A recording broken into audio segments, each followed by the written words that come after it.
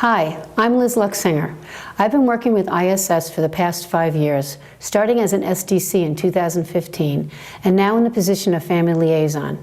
I've had the pleasure of getting to know many of you in supporting the self-directed services that ISS provides our participants. My son, who is now 27, has been an ISS participant since 2013.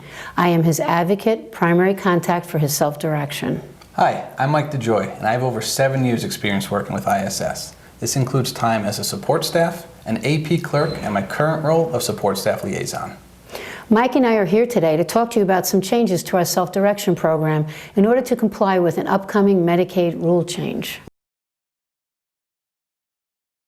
I know, right? It's another change. That's right, Liz. It's called Electronic Visit Verification, or EVV for short. And while it's been in the works for a while, it is just now becoming a reality for our families and support staff. EVV? I don't know about you, Mike, but I really get overwhelmed with rule changes that affect my son's services. Yeah, all these rule changes can definitely be frustrating, especially when it seems like the system in place is working so well right now. Yeah. I know that ISS understands those frustrations too, so we have created a team that has been working hard to make sure we can accommodate the regulations and requirements associated with these new rules. We're going to help you understand what they mean to you and how it will affect your staff and processes. And the good news is it's really very easy. eTime has been preparing us for this moment, and staff that are using or familiar with eTime Live already know exactly what to do. So hang with us for just a few moments while we walk you through the new process.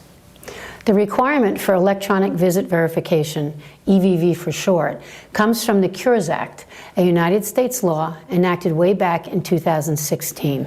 Now, this isn't to be confused with the CARES Act, which came about as a result of the COVID-19 pandemic just this year. Right. That's actually the CARES Act with an A, not the Cures Act with a U. So if the CARES Act was enacted in 2016, why are we only hearing about it now? That's a good question, Mike. While many aspects of the law have been in place for a while, New York State has mandated that the EVV provision go into effect January 1st, 2021. And we all have to comply? Unfortunately, I'm afraid it's not an option.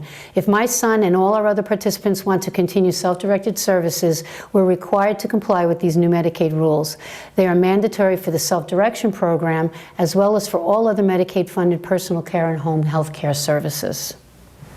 So Liz, what exactly is the point of EVV? Well, the New York State program guidelines state the goals of EVV are to ensure timely service delivery for members, including real-time service gap reporting and monitoring, reduce the administrative burden associated with paper timesheet processing, I like that, and generate cost savings from the prevention of fraud, waste, and abuse. And here, as a parent, I think is the real benefit. It aims to strengthen quality assurance by improving the health and welfare of individuals through validation of delivery services. So real time, that means staff are punching in and out exactly when and where they begin and end their shift, right? Yes, that is correct. Real time is live, when the support is actually happening. To me, it sounds like this new rule will help protect our participants in many ways. So, as an FI, just like the staff, ISS doesn't have any choice but to follow these rules, correct? That's right, Mike.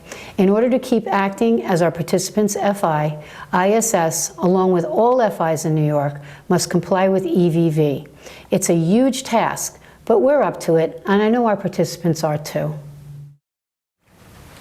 Just to review for some of us, let's walk through how self-direction funding works. Our federal dollars help fund part of Medicaid, which pays for self-directing services.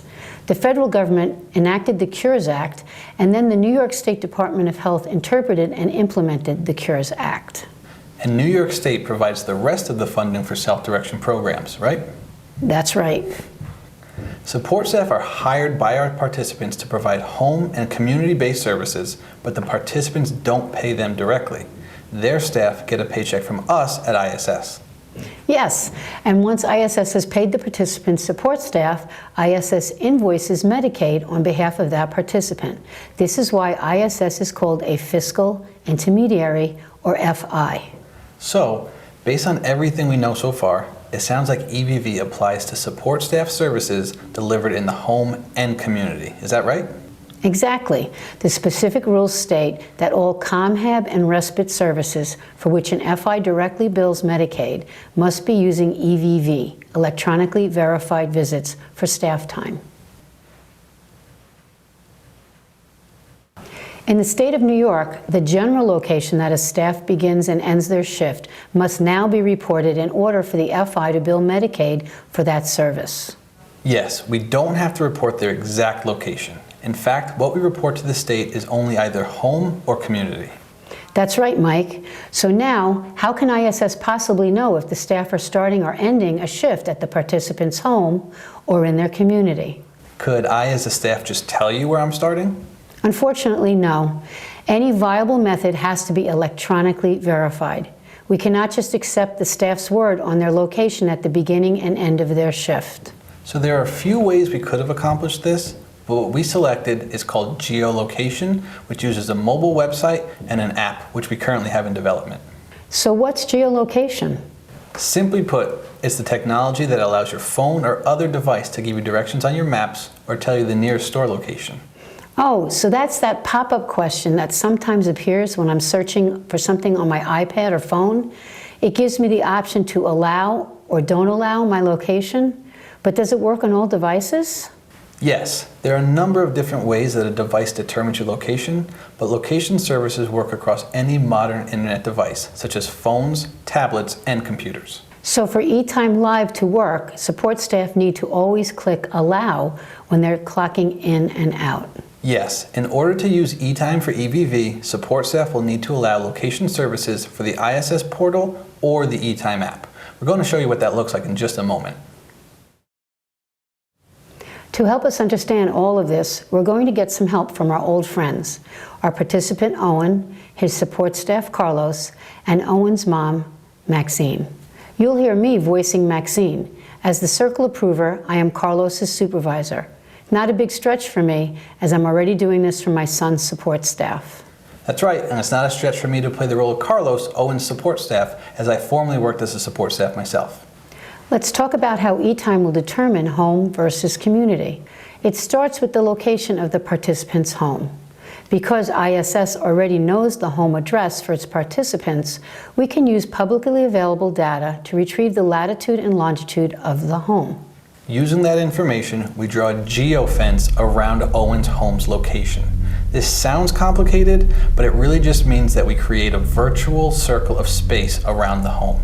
Anything inside that circle is assumed to be home, and anything that's outside of that circle is assumed to be community.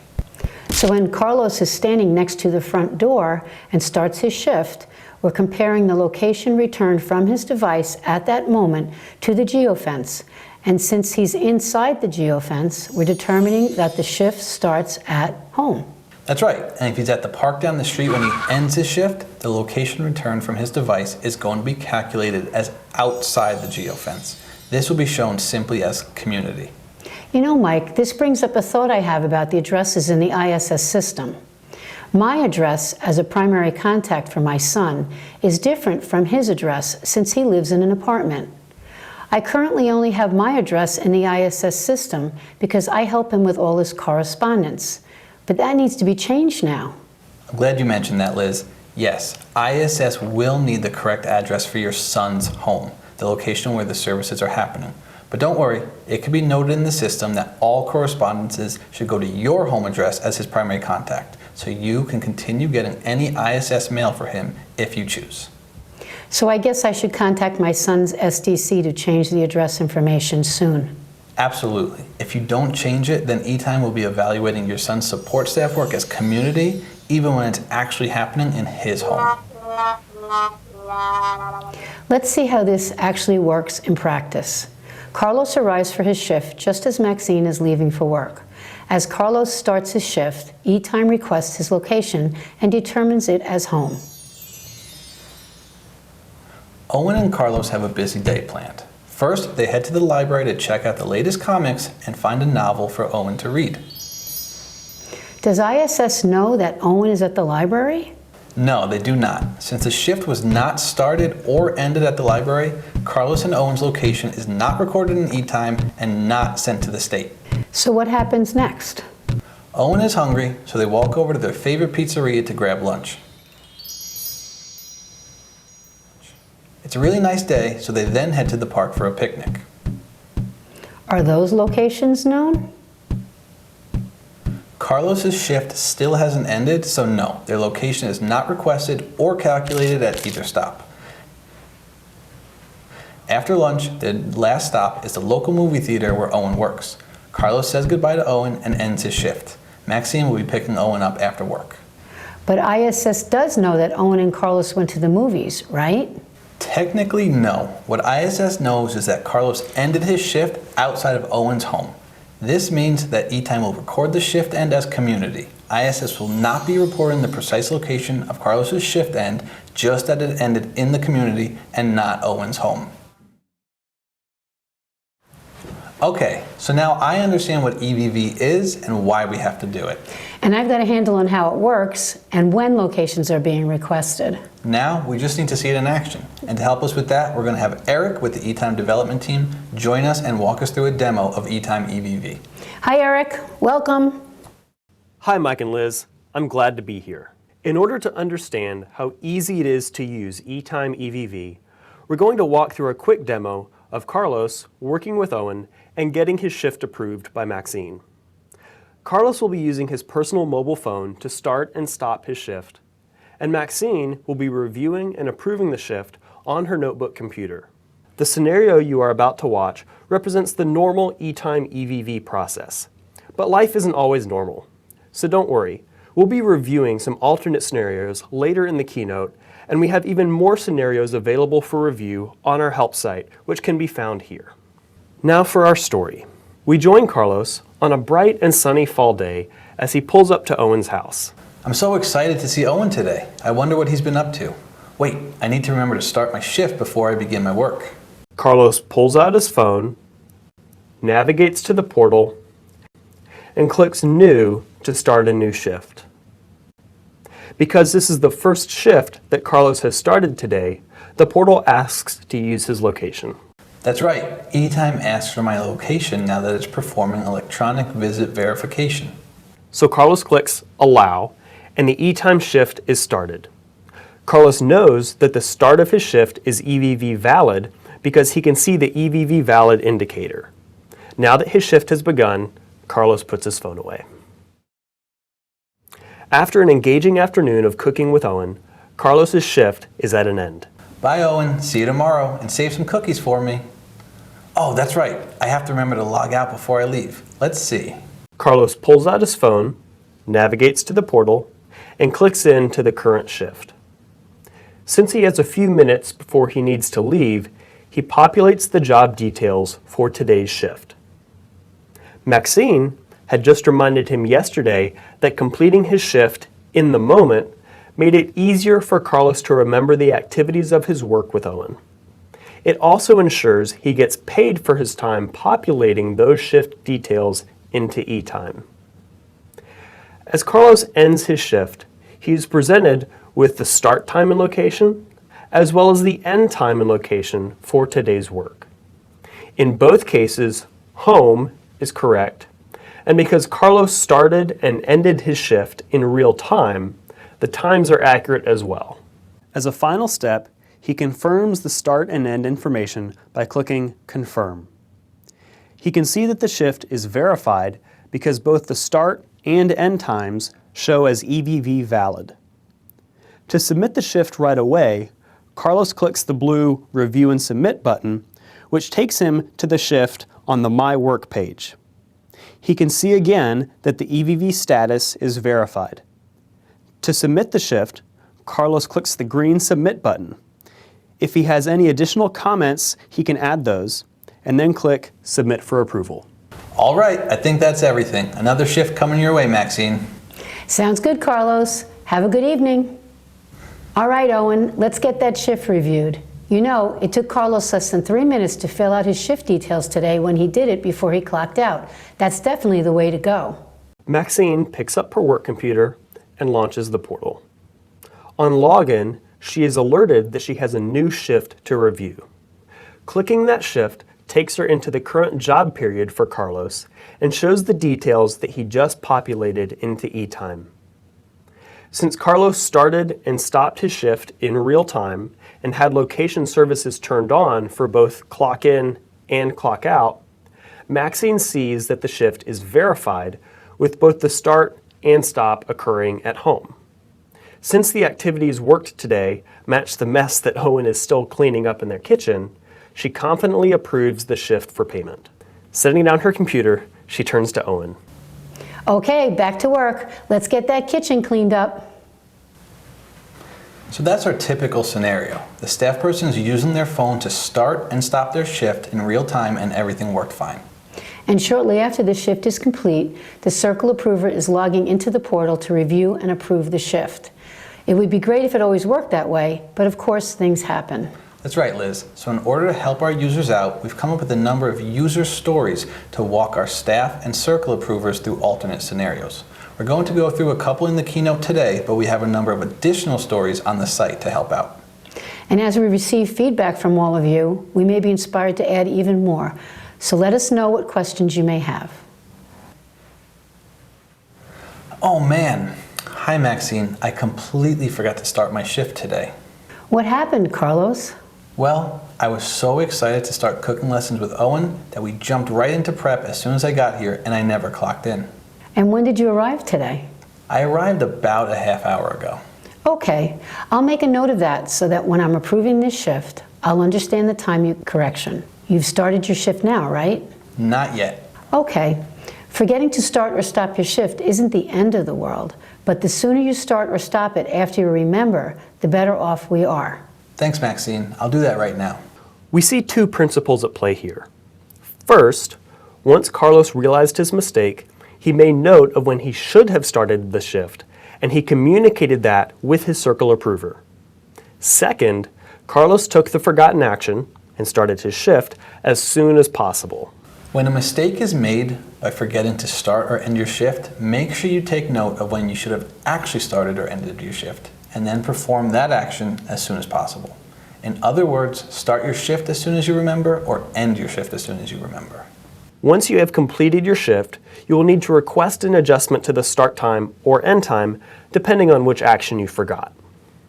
It's also possible that the location captured at your delayed start or end of shift is inconsistent with the location where you really started or ended the shift. For instance, if you only remembered to end your shift after you get home. In that case, you would need to request an adjustment to the ending location as well. As long as the Circle approves your adjustment, you will be paid for the actual time worked. Keep in mind, however, that adjusted time may not be considered as verified and may not be billable to Medicaid. Too many instances of missed starts or ends of shifts will cause problems. Hi Maxine, why is the house so dark? Well, the power went out a few minutes ago. That's okay. I was going to take Owen to the park today anyway. That's funny. I'm having trouble connecting to eTime. I guess I'm normally on the Wi-Fi when I log in. What should I do now? Carlos is experiencing a problem that could occur for a variety of reasons. Power outage, internet outage, and poor cellular network signal are just a few. It is for this reason that we are building the eTime app.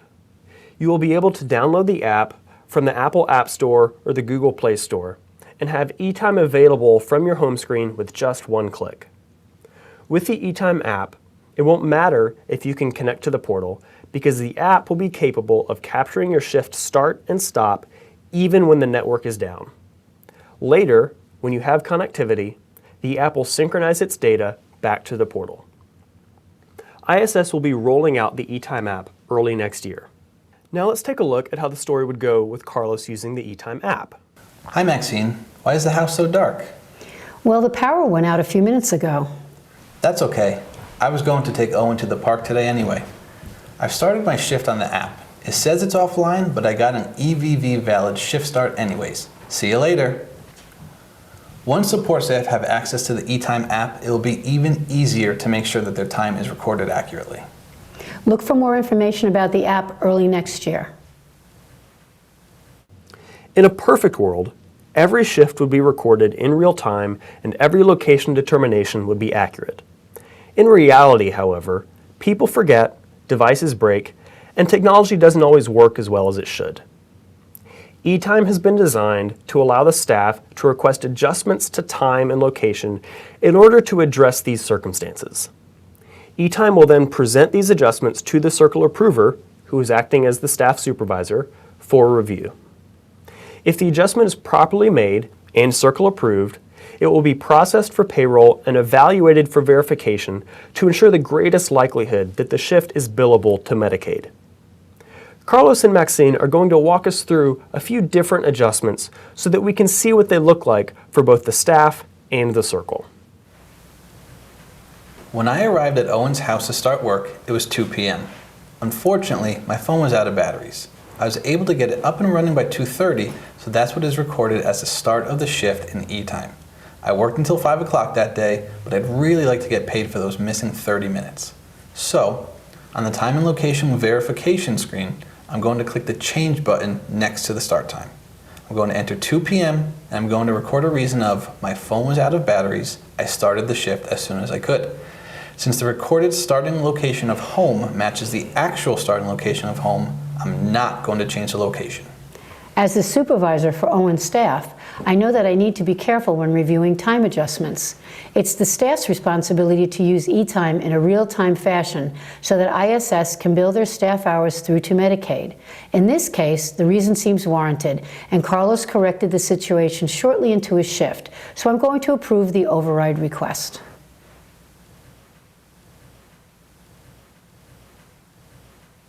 Yesterday, when I left Owen's house, I forgot to stop my shift. I was in a big hurry and left without thinking. Today, when I got to Owen's house and logged into eTime, I saw that the timer was still running. I stopped yesterday's shift right away and filled out the details. Since I was already at Owen's house, the stop and location was correct as home, but the stop time was wrong. I adjusted the time to 5 p.m., which is when I left yesterday.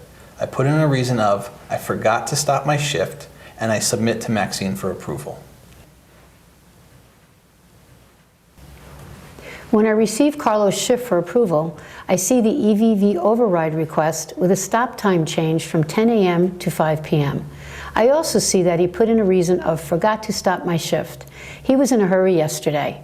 What catches my eye, however, is that while he adjusted his stop time, he forgot to adjust his stop date, and so his shift looks like it's 28 hours long. I'm going to click Reject and put in a reason of, you forgot to change the stop date to yesterday. Once Carlos updates the stop date and resubmits the shift to me, I will approve it for payment. As a staff, remember to start and stop your time as close to the beginning and end of the shift as possible. If times or locations are incorrect, make sure you adjust them prior to submitting for approval. As the Circle approver, remember that you are acting as the staff supervisor. Carefully review any adjustments to time and location to determine whether the reason makes sense and the adjustment is accurate. As a support staff, can I assist the participant in approving my time? Absolutely not. Staff are not allowed to assist the participant in approving their own time submissions. What if an approver doesn't have a device to approve time? You should contact your self-direction coordinator to explore options that may be available to you. What if I accidentally clock in? Can I still delete my own time? Staff are still able to delete a shift. Just make sure that you're deleting a legitimately false shift, as there's no way to go back and capture that time and location after it occurs. What happens if the portal is down for maintenance or crashes? This is where the eTime app comes in. With the eTime app available early next year, you'll be able to record your time on your phone regardless of access to the internet or portal downtime. What if an approver submits a mistake for payment? If, after approving a shift for payment, the approver realizes that a mistake has been made, they should contact ISS payroll department immediately. So Mike, what are the most important things for staff to take away from this? For me, there's 3 things staff need to take away from today's presentation. They need to familiarize themselves with eTime Live and start using it as quickly as possible. Remember that for shifts starting after January 1st, 2021, eTime Live is going to be the only way they're allowed to enter their payroll. Secondly, staff should get used to allowing the location to be collected when they start and stop their shifts. And related to this, they should pay attention to eTime's evaluation of home and community and provide corrections if eTime is wrong. This will help us get our data as clean as possible. Finally, staff really needs to start working in real time. It's a habit thing, and it's not easy to learn, but the sooner you get started into the habit of starting and stopping your shift in real time, the easier it's going to be when you absolutely have to. What about you, Liz? What should the circle approvers take away? I think it's kind of related to your points. We need our circle approvers to make sure that their staff are familiar and comfortable with eTime Live and location testing. And once your staff members are submitting verified shifts, make sure you take time to familiarize yourself the start and end time and location review. And finally, we need our circle approvers to review and approve shifts as quickly as possible, especially when this is so new to everyone. If there are issues with the data, return it to your staff immediately for their corrections. If that data is correct, approve it for payment so that ISS can process the verification and complete payroll in a timely fashion. eTime will begin asking for support staff locations and will be showing Circle Approvers EVV data and EVV override requests starting Monday, November 23rd. We'd like to thank all of our ISS stakeholders for spending time with us today as we reviewed eTime, EVV, and electronic visit verification. If you'd like to learn more, please visit our eTime EVV help pages. You'll find a variety of articles and videos to help you succeed. And if you have concerns that we've not addressed, please make sure to reach out to your self-direction coordinator so that we can help. We wish you and yours good health and happiness. Have a great day. Bye, everybody. Bye-bye. Goodbye.